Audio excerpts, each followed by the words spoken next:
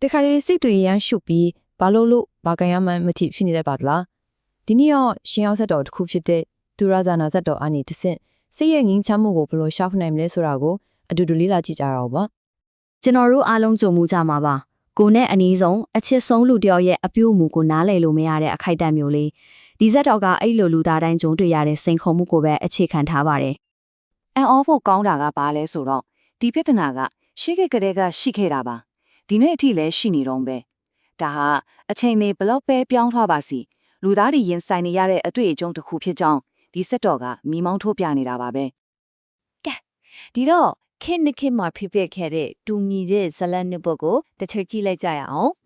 ပထမဇလန်ကတော့မြတ်စွာဘုရားလက်ထက်တော်ကတာဝတိပြီမှာပါဥပဒကတယောက်ရှိတယ်သူကသူ့ဇနီးကြောင့်တော်တော်လေးစိတ်ညစ်နေရပါတယ်သူ့ဇနီးကလေတော်တော်လေးကိုနားလေရခဲ့တယ်ဘယ်လိုလဲဆိုတော့ထချိုးနဲ့ဒီမှာဆိုရင်လေ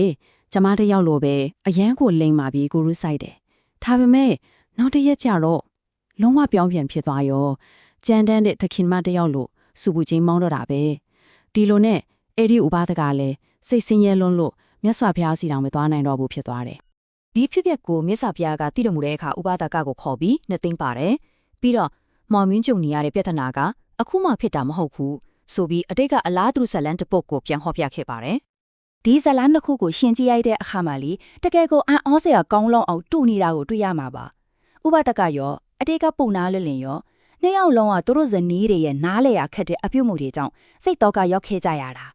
ဒါကဘာကိုပြနေလဲဆိုတော့အချိန်တွေဘလို့ပဲပြောင်းသွားပါစီလူတဘာဝရဲ့စိန်ခေါ်မှုတွေကတော့ရှိနေတော့ပဲဆိုတာပါပဲဟုတ်ပြီဇလန်ရဲ့အရေးကြီးဆုံးအပိုင်းကိုရောက်လာပါပြီပညာရှိဆရာဖះလောင်းကိုယ်တိုင်ကပေါ့နော်ဒီပြဿနာကိုဘယ်လိုဖြေရှင်းပေးမလဲဆိုတာကြည့်လိုက်ကြအောင်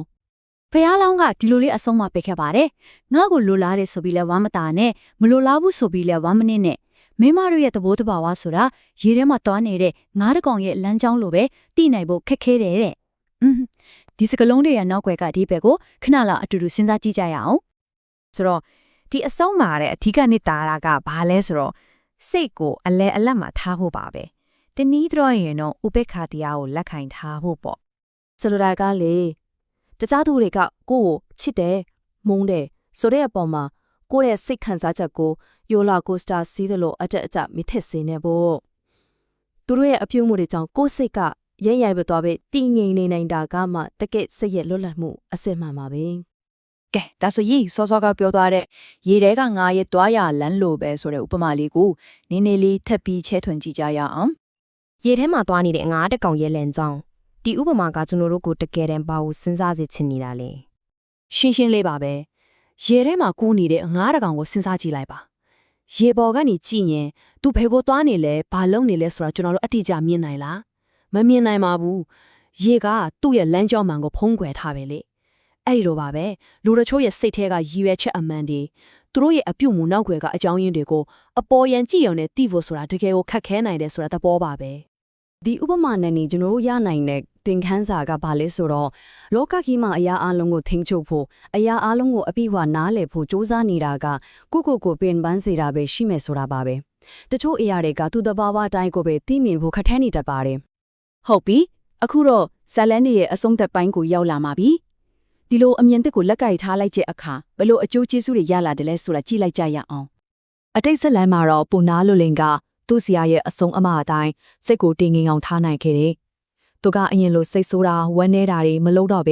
ညင်သက်နေလို့သူ့ဇနီးကလည်းအော်ငါအကြောင်းကိုသူနားလဲသွားပြီပဲဆိုပြီးသူ့ရဲ့အပြုမှုဆိုးတွေကိုကိုယ်တိုင်ပဲပြင်သွားခဲ့ပါတယ်။ပေစုပန်မှလည်းအဲ့ဒီလိုပါပဲ။ဥပဒကကမြတ်စွာဘုရားရဲ့တရားကိုနာပြီးတဲ့နောက်မှာစိတ်ရဲ့အနှောင်အဖွဲတွေကနေလွတ်မြောက်ပြီးသောတာပန်အဖြစ်ကိုရောက်သွားတယ်။သူစိတ်ထဲမှာတကယ်ငြိမ်းချမ်းမှုကိုရောက်သွားတဲ့အခါသူရဲ့ပြောင်းလဲသွားတဲ့တည်ငြိမ်မှုကိုမြင်ပြီးသူဇနီးကလည်းအလိုလိုအပြုအမူတွေကောင်းမွန်တဲ့သူတရားဖြစ်လာခဲ့ပါတယ်။ကဲဒီဇက်တော်ရေးတစ်ခုလုံးကနေကျွန်တော်ရဲ့နေ့စဉ်ဘဝအတွက်လက်တွေ့ကျတဲ့သင်ခန်းစာ၃ချက်ထုတ်ယူလို့ရပါတယ်။နံပါတ်1တခြားသူတွေရဲ့စိတ်သဘောထားကိုအပြည့်အဝနားလည်ဖို့ဆိုတာမဖြစ်နိုင်ဘူးဆိုတဲ့အမှန်တရားကိုလက်ခံလိုက်ပါ။နံပါတ်2